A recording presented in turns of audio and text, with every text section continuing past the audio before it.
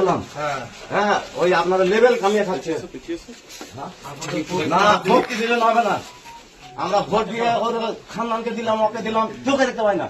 এত বড় আজ 8 দিন হয়ে গেল আজকে আসছে আর আপনারা আবার বলছেন এর থেকে বেশি ক্ষতি হয়েছে আর ডাইরেক্ট কেন কথা আমাদের দেখেন না আধের কি জন্য বললো এর থেকে বেশি যেখানে ক্ষতি হয়েছে সেখানে দেখেন না এখানে ক্ষতি হয়নি আর কিছু বলার আছে কি হ্যাঁ যে বলে গেছে ওকে জিজ্ঞাসা করেন না এখানে আমার বলার কিছু নয় এখানে আমার ক্ষতি হয়নি যেখানে বেশি ক্ষতি হয়েছে সেখানে যান এখানে কেউ নাই না না শোনার আমার দরকার নাই আপনারা যেতে পারেন এখানে কেউ নাই যে বলেছে আমার কিছু বলে এখানে কেউ না এখানে আমার কোনো ক্ষতি হয়নি আমার কোনো দরকার নাই বললাম যে করে আমি বললাম আমার এখানে কোনো ক্ষতি হয়নি আমার কোনো ক্ষতি হয়নি এখানে ভাই দাদা বলে এখন লাভ হবে না বুঝতে পারলেন আমার এখানে কোনো ক্ষতি হয়নি আপনারা আসতে পারেন আর কোনো আমার নাই আমার এখানে কোনো ক্ষতি হয়নি যেখানে হয়েছে এখানে মরেনি কেউ ওই দেখানোর দিকে আশেপাশে খুঁজে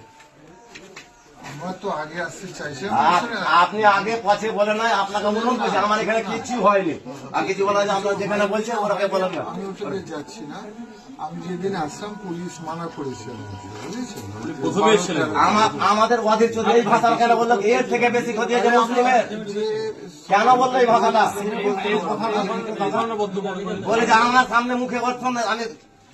বলেন আমাকে ডাইরেক্ট কথা বলবো আমার সামনে বলেছে আমি এই বাড়ির জামাই যখন ছিলেন আর কি তখন ওই সময় তো আমি ছিলাম আমি ওর জামাই আমার সামনে কথা বলেছে আমার সঙ্গে কথা হয়েছে ওই ভাষাটা কেন বলবে আমি যেটা আমাদের এখানে কিছু হয় না আপনাকে বললাম আমার এখানে মরেনি না না আমার এখানে কেউ মরেনি আমাদের সব শান্তি আছে আপনি আসতে পারেন এর থেকে বেশি কথা বলতে হবে না আমার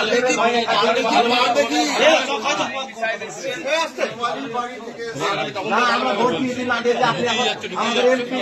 এমপি হয়ে যাবেন কিছুই দেখতে পাই না না আমাদের দরকার নাই আমাদের এখানে কিছু ক্ষতি হয়নি এখন ক্ষমতা আপনাকে আমি হাত জোর করে ক্ষমা চাইছি আপনি এখানে চলে যান আপনারা আপনাকে হাত জোর করে ক্ষমা চাইছি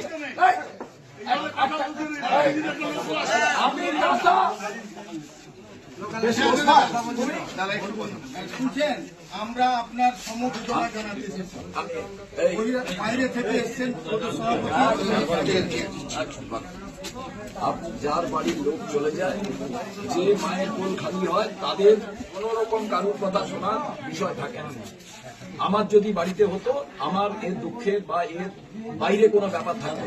কিন্তু এই যে ঘটনাটা ঘটা আজ পর্যন্ত এই এলাকা তো শান্ত এলাকা আগুন লাগালো কে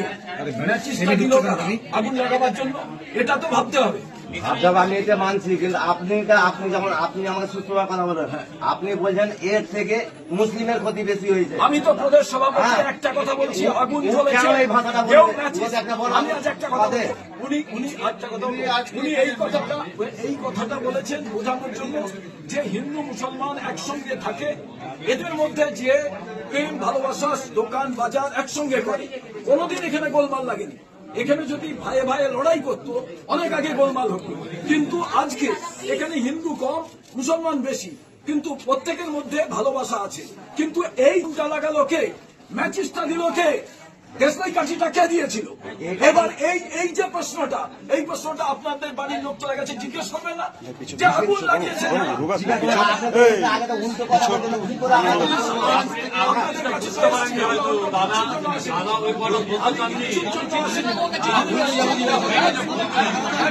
আমি এসছি আপনাদের কথা বলবেন আমি আজ একটা কথা বলি আপনাদের বাড়ির লোক চলে গেছে আমার কিচ্ছু বলার নেই আপনারা মারলে ধরলে রাজনীতির লোক আমরা কিন্তু আপনি বলুন আমাদের পঞ্চায়েত আমাদের এমএলএ কেউ নেই আমাদের এমপি তো দৌড়ে এসে একটা জায়গায় আসতে পারে না এবার দ্বিতীয় প্রশ্ন আমি তো প্রথম দিনই আসতাম কেন আসিনি যেখানে দাউ দাউ করে আগুন জ্বলছে এই আগুনটা লাগালো কে এবং এদের দেশলাই কাঠিটা দিল কে দেশলাই বাক্সটা দিল কে এটাই আমার জানা আপনাদের কাছে আমি বলতে আসবো এতদিন তো বসবাস করছেন হিন্দু মুসলমান এখানে তো প্রত্যেকে একসঙ্গে থেকেছে কোনদিন হয়েছে এর আগে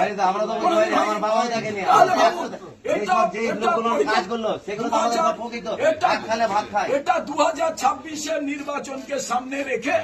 নির্বাচন জেতার একটা কৌশল, লাগাও আগুন। আমি দিচ্ছি দেশলাই, এবার দেশলাইটা পেলো কোথা থেকে আগুন লাগাবার জন্য? আরে এনআরসি হয়েছে তো এরকম তো হয়নি, এরকম তো কেস হয়নি। এখন আমাকে হাতিয়ার করে আপনারা এইসব করছেন, আমাদের সাহায্য লোকের দাম যাচ্ছে। তুমি চলে গেল। কি করছো এখানে? বড় জিনিস আমরা শুধু বলছি যে আমরা আইনকে মানি বলে দেরি করে আসছি। থাকবো, এটাও তো কোনো ব্যাপার নাই। না, না, আমি আপনাকে আজ একটা কথা বলি ভাই, এটা আপনারা বিশ্বাস করুন। আমার মেম্বারের হাজব্যান্ড আর উনি আমরা দেখিনি নাকি, আমরা জানি না নাকি, আমরা কি বাইরে যাই নাকি? আপনি যে কথা বলেছেন আমাদের যিনি পিসিসি প্রেসিডেন্ট এসেছেন এআইসিসি